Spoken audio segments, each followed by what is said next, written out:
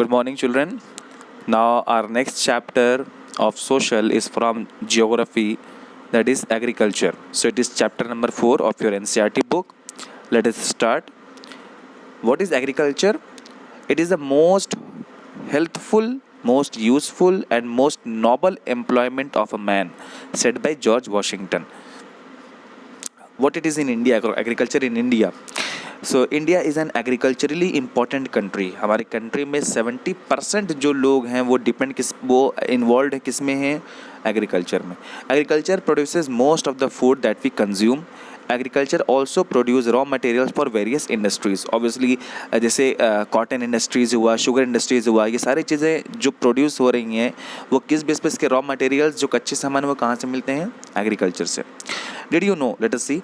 India is second in the world in crop output next to China. China के बाद अगर number किसी country का है तो वो इंडिया का है फॉर क्रॉप. सबसे ज़्यादा क्रॉप इंडिया में होती है दूसरे नंबर पे. 1.4 million square kilometer of land in India is under cultivation. So 1.4 million square kilometer ज़मीन है कल्टिवेशन के अंडर में. Agriculture is the India's biggest economic sector and employs 52.1% of total workforce. So this is about agriculture in India. What are the types of farming? कितने types की यहाँ पर mainly 3 types की हैं. Primitive subsistence farming, intensive subsistence farming और तीसरा है commercial farming. Over years cultivation methods in India have changed significantly depending upon the characteristics of physical environment, technological know how and socio cultural practices. Farming varieties from subsistence to commercial farming. At present, in different parts of India, the following farming systems are practiced. So, these 3 types of farming we practice in our India: primitive subsistence, intensive subsistence, and commercial farming. हम एक एक करके इन तीनों को describe करेंगे. 3 तरह की farming होती क्या है. सबसे पहले है प्रीमिटिव सब्सिस्टेंस फार्मिंग. क्या होती है ये? This type of farming is still practice in few places in India. It is practised on small patches with the help of primitive tools like hoe, dao and digging sticks and family और community labour. This type of farming depends upon monsoon, natural fertility of soil and suitability of other environmental conditions. That means कि इसमें जो लोग हैं जो involve होते हैं वो बहुत ही नॉर्मल तरीके से इसको एग्रीकल्चर करते हैं. इसमें किसी भी तरह का कोई मशीन्स का इन्वॉल्वमेंट नहीं होता, किसी टेक्निक का इन्वॉल्वमेंट नहीं होता. लोग अपने ही कुल्हाड़ी फावड़े से ही सीड्स को लगाते हैं और उसको प्लो करते हैं. It is also called slash and burn cultivation. Farmers clear a patch of land and produce crops to sustain their family. When soil fertility decreases, the farmer shift and start cultivating in the same way on a fresh patch of land. आपने सुना होगा छोटे classes में slash and burn के नाम से. Slash and burn जो shifting cultivation होता है, इसमें क्या है कि जो चरवाहे लोग होते हैं, जो ट्राइबल लोग होते हैं, आदिवासी लोग होते हैं, उनका अपना कोई घर नहीं होता. वो नोमैड्स होते हैं. वो एक जगह से दूसरी जगह ट्रैवल करते हैं. ऐसे में रास्ते में जो भी जंगल पड़ता है तो उस जंगल में वो जहाँ रुकते हैं वहाँ के एरियाज़ को वो जला देते हैं, काट देते हैं और फिर उस जगह पे कल्टीवेशन करते हैं. जब तक कि वहाँ पर सॉयल की फर्टिलिटी बनी रहे. जब सॉयल फर्टिलिटी ख़त्म हो जाती है तो फिर वो मूव करके आगे चले जाते हैं दूसरी प्लेसेस पे. तो इस तरह से कल्टीवेशन होता है उनका. This allows nature to replenish the fertility of soil. Productivity in the type of farming is low as fertilizers or modern inputs are not used. इस तरह से प्रोडक्शन में बहुत लो प्रोडक्शन होता है क्योंकि इसमें किसी भी तरह का कोई फर्टिलाइज़र, कोई पेस्टिसाइड नहीं डलता. ये है प्रीमिटिव सब्सिस्टेंस फार्मिंग, जिसको हम बोल सकते हैं सिंपली तरीके से फार्मिंग करना. कल्टीवेशन, शिफ्टिंग कल्टीवेशन का नाम हर तरीके से हर स्टेट में अलग अलग तरीके से, जैसे नॉर्थ ईस्टर्न स्टेट में बोलते हैं इसको झूमिंग, मणिपुर में इसको बोलते हैं पामलाव, छत्तीसगढ़ में दीपा, अंडमान निकोबार में डीपा, मध्य प्रदेश में बेवार दैया, आंध्र प्रदेश में पोडू पेंडा, उड़ीसा में कोमान. ऐसे देखिए हर तरह से नाम इसका दिया हुआ है. अलग अलग नाम से अलग अलग जगह पे लोग इसको जानते हैं. दूसरा था इंटेंसिव सब्सिस्टेंस फार्मिंग. इंटेंसिव मतलब हो गया this type of farming is practised in areas of high population pressure on land.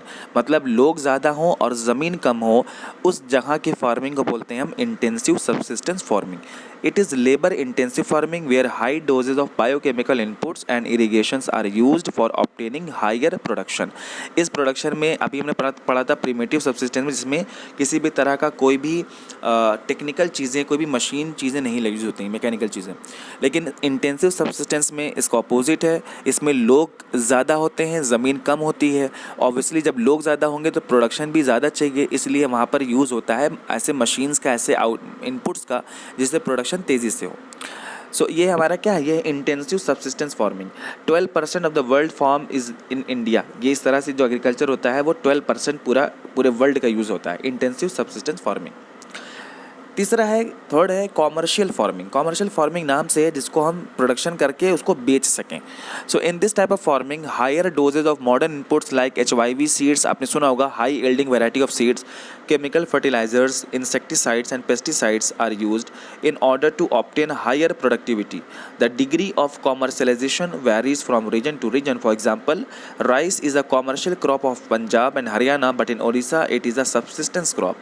So जगह के ऊपर डिपेंड करता है, जिस जगह पर ज़्यादा प्रोडक्शन होता है जिस भी चीज़ का, तो वहाँ पर क्या होता है कि जो अपनी यूज़ का सामान है जितना, उसको हम रख लेते हैं स्टॉक में, उसके बाद बाकी चीज़ों को क्या किया जाता है, बेच दिया जाता है।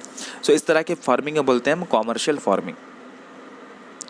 प्लांटेशंस भी एक तरह का फार्मिंग है। प्लांटेशन क्या होता है कि जब एक तरह की क्रॉप बड़ी सी ज़मीन पे लग जाए, उसे बोलते हैं हम plantations. So plantation is a type of commercial farming. ये भी एक तरह का क्या है, कॉमर्शियल फार्मिंग ही है, जिसमें प्रोडक्शन करके हम, जिसका यूज़ कम होता है तो हम उसको क्या करते हैं, उसको बेच देते हैं। It is a type of farming in which a single crop is grown on a large area. The plantation has an interface of agriculture and industry. Interface means agriculture से industry में use हो रहा है वो चीज़। Plantations use capital intensive inputs with the help of migrant laborers. Migrant laborers आप याद अगर इसको गौर करें तो असम में और जितने भी हिली एरियाज़ है जहाँ पर चाय की पत्ती और जहाँ पर कॉफ़ी का प्लांट वर्क वो होता है, प्रोडक्शन होता है, वहाँ पर आप देखेंगे कि बड़ी सी ज़मीन में एक ही क्रॉप लगते हैं, चाहे वो कॉफ़ी हो, चाहे वो टी हो, चाहे वो रबर हो। ये प्रोडक्शन ऐसा प्रोडक्शन है जो ज़्यादा से ज़्यादा बड़ी से बड़ी ज़मीन में प्रोडक्शन होता है सिर्फ बेचने के लिए। All the produce is used as a raw material in respective industries. Tea plantation in Assam, North Bengal. तो इस तरह से प्रोडक्शन जो होता है वो सिर्फ किस लिए होता है, ताकि उसको हम बेच सकें। उस प्रोडक्शन को बोलते हैं प्लांटेशन। क्रॉपिंग पैटर्न, हमारे इंडिया में 3 तरह की क्रॉपिंग सीजन होते हैं। कौन कौन से, रबी, खरीफ और ज़ैद।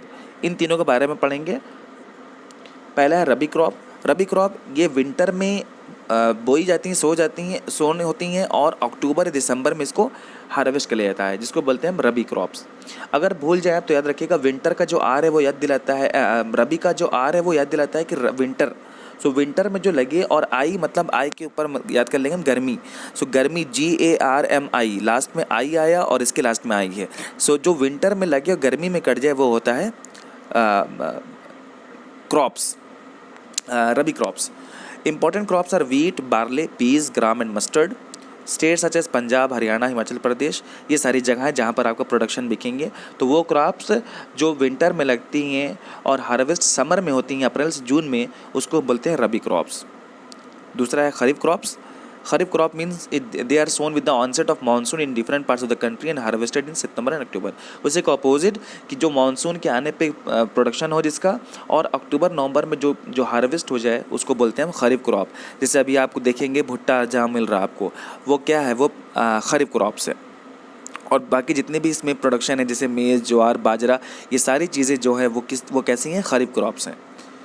And the third is Zaid crop. Zaid is a short season between the Rabi and Kharif during the summer months. जो बीच में मई जून का महीना आता है, जो उसमें क्रॉप होती हैं वो होती हैं Zaid crop. Crop produced as watermelon, muskmelon, cucumber, vegetables and fodder crops, ये सारी चीज़ें किसके अंडर में आएंगी, Zaid crop में. So this is the cropping pattern in India. So we have Rabi crops, Kharif crops and the third is the Zaid crop. बाकी आगे जो है वो मेजर क्रॉप्स है। ये तो 3 क्रॉप हो गई हैं, आगे बड़ी सी क्रॉप्स जो हैं जिस पे हमारी पूरी इंडस्ट्री, हमारा पूरा इकोनॉमी डिपेंड होता है, वो क्रॉप्स को 3 वैरायटीज़ में बांट दिया गया है। एक होता है जो मेनली ग्रेन है, जो अनाज है, जैसे राइस, व्हीट, मिलेट, मेज़, पल्सेस, ये ग्रेन्स में आएगा, अनाज में आएगा, जिसको लोग ज़्यादातर खाते हैं और बेचते हैं। दूसरा है food crops other than grains, जो ग्रेन जो अनाज के अलावा है, जैसे sugar cane, oil seeds, tea, coffee. Horticulture मतलब कहते हैं जिस फल का और उसका production of fruit and food, उसको बोलते हैं हॉर्टिकल्चर। और तीसरा है नॉन फूड क्रॉप्स, जैसे कि रबर हुआ, फाइबर हुआ, कॉटन, जिसको हम खा नहीं सकते लेकिन इसका भी प्रोडक्शन होता है। ये सारे 3 तरह क्रॉप्स हैं, दीज आर मेजर क्रॉप्स। इन तीनों के बारे में हम अगली वीडियोस पढ़ेंगे। So till then just try to make notes of it. Thank you so much.